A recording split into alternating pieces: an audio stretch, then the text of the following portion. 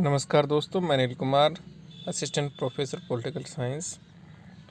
आज के इस वीडियो में हम बीए फाइनल ईयर के टॉपिक सेंट थॉमस एक्विनास को मध्य युग का अरस्तु क्यों कहते हैं,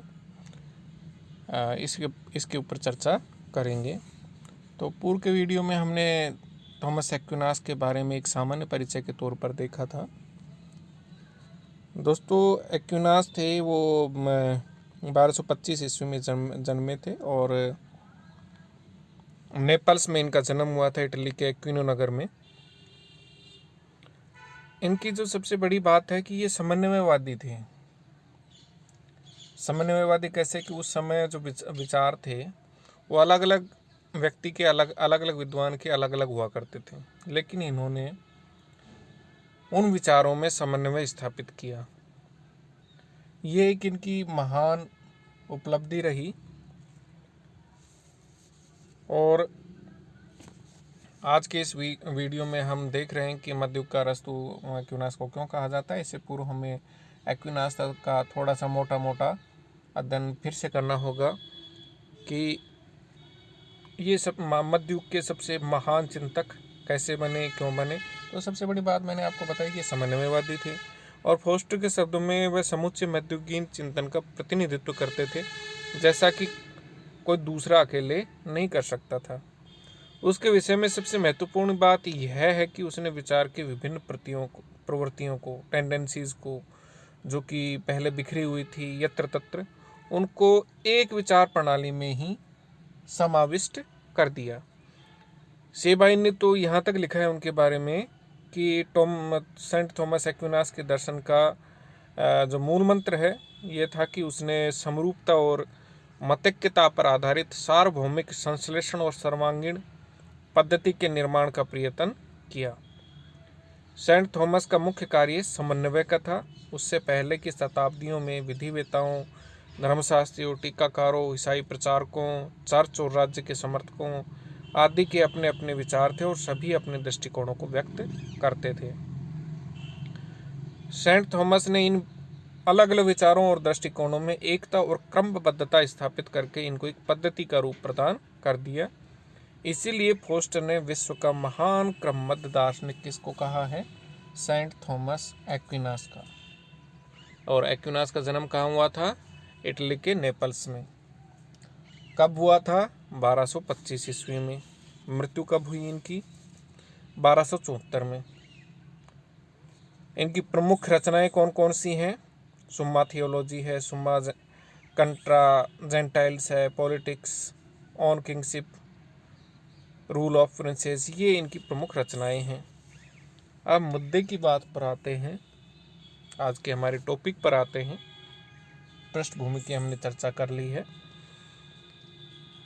कि मैक्सी का कथन है कि एक्विनास मध्ययुग का स्वर्गीय अरस्तु है। एक्विनास मध्ययुग के स्वर्गीय अरस्तु हैं। अरस्तु ने राजनीतिक चिंतन को क्रमबद्ध तथा वैज्ञानिक बनाया था और एक्विनास ने अरस्तु से प्रभावित होकर उन पर अनेक टीकाएं लिखी हैं।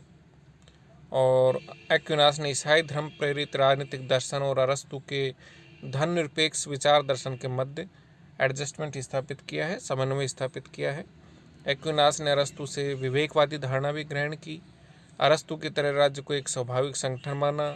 अरस्तु की तरह ही शासन प्रणालियों का वर्गीकरण वह करता है और साथ ही राजतंत्र को सबसे अच्छी शासन प्रणाली मानते हैं। अब इनकी हम विस्तृत विवेचना करेंगे।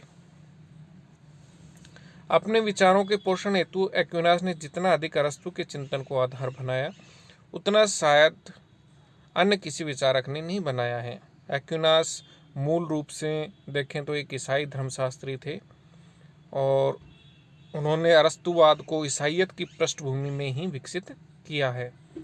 उसे ईसाई अरस्तु कहना बिल्कुल उचित रहेगा।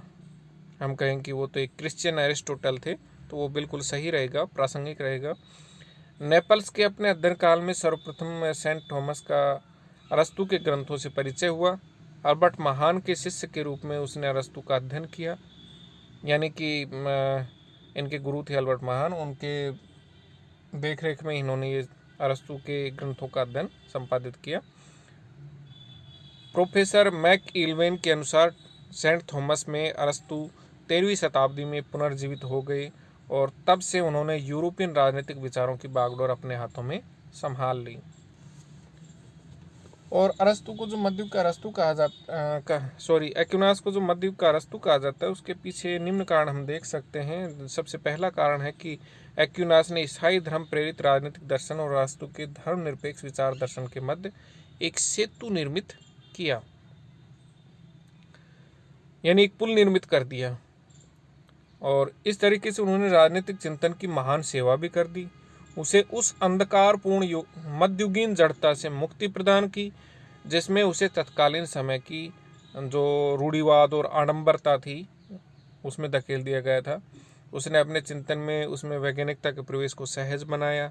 अतः उसका चिंतन मध्ययुगीन जड़ राजनीतिक चिंतन में वैज्ञानिकता के प्रवेश द्वार के समान है। इस ओर संकेत करते हुए डनिंग ने लिखा है कि उसके प्रयासों से अराजनीतिक चिंतन पुनः विज्ञानों के दायरे में प्रवेश करता है और उसी स्थिति को प्राप्त कर लेता है जो कि अरस्तु ने उसे प्रदान की थी। अगला बिंदु आता है दोस्तों कि एक्विनास ने अरस्तु से दूसरी बात जो ग्रहण की वह उसकी विवेकवादी धारणा है।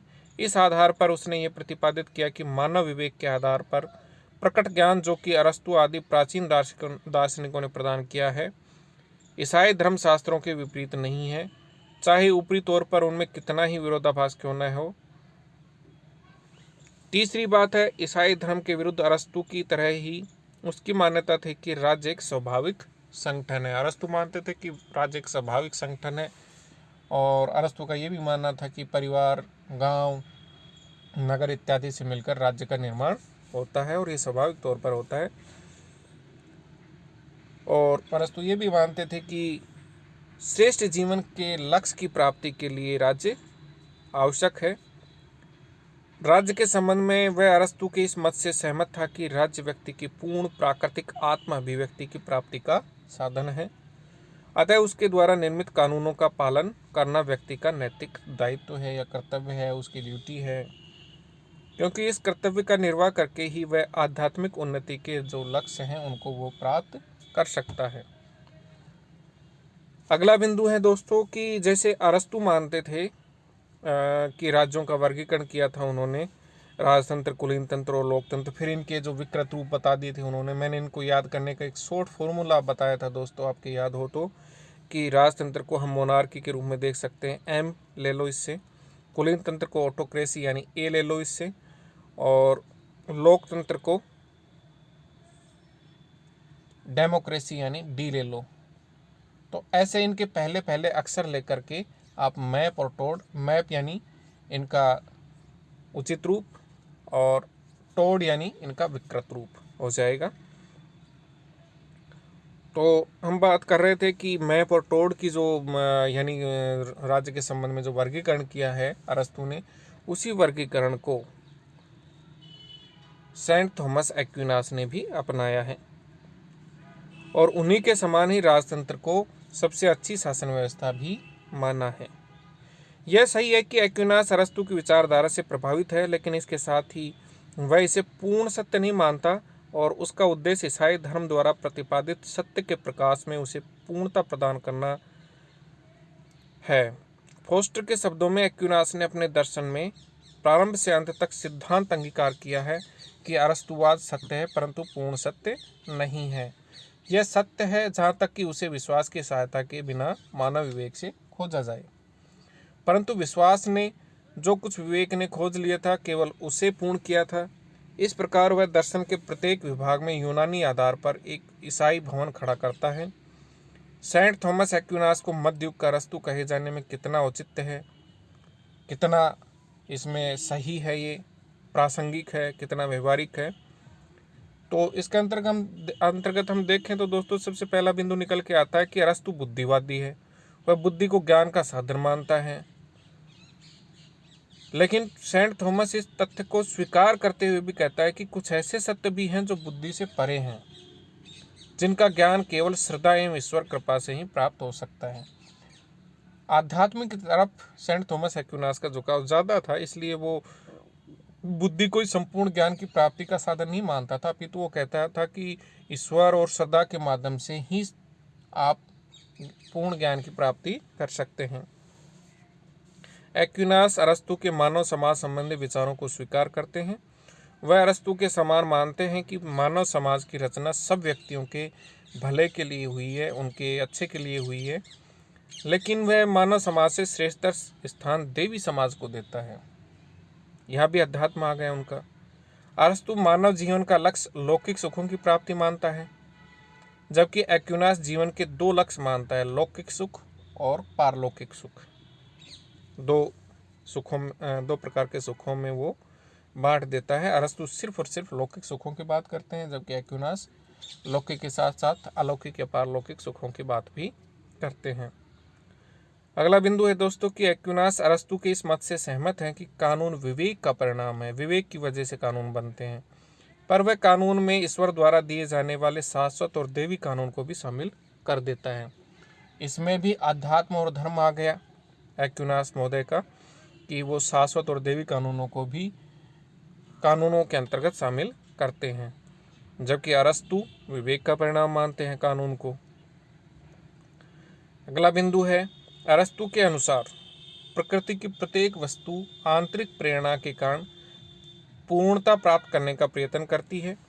प्रकृति का अंग होने के कारण मनुष्य अपनी बुद्धि की सहायता से पूर्णता प्राप्त करने की चेष्टा करता है।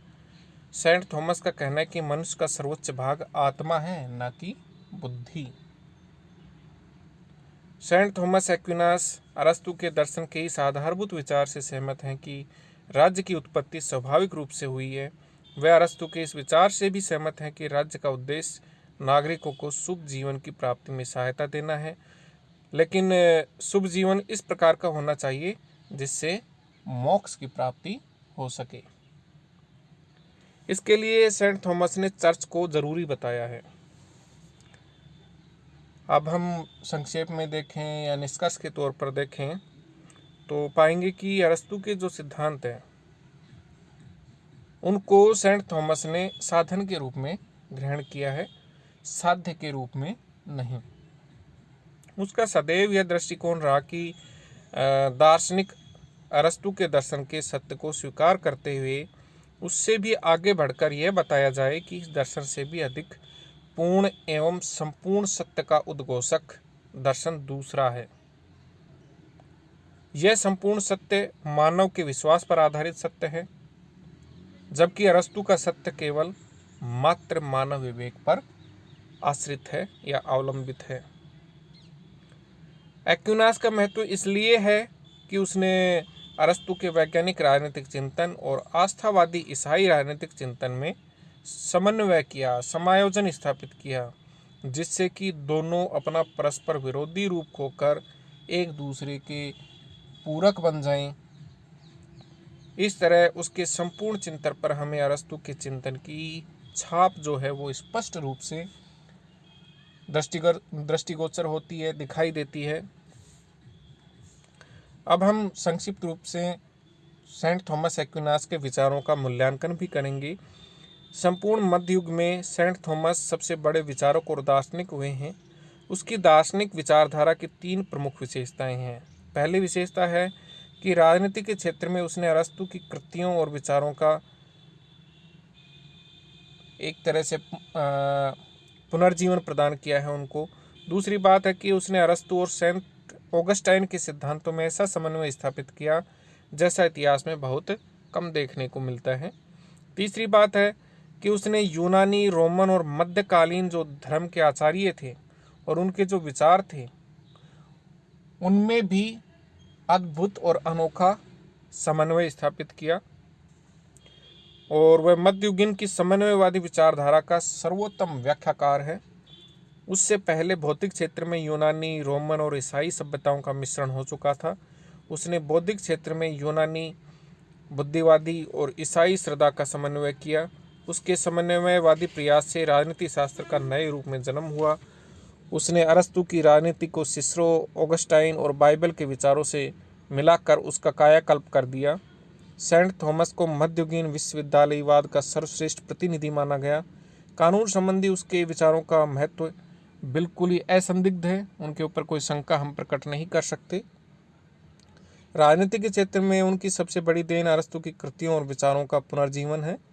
शताब्दियों से विस्मृत यूनानी दार्शनिक का परिचय मध्ययुगीन यूरोप को उस युग के अरस्तु कहलाने वाले एक्विनास के माध्यम से हुआ। एक्विनास से इन सिद्धांतों को हुकर ने, फिर हुकर से लोक ने और लोक के बाद बार्क ने ग्रहण किया, अपनाया। इनसे वैधानिक शासन के आधुनिक विचारों का विकास हुआ।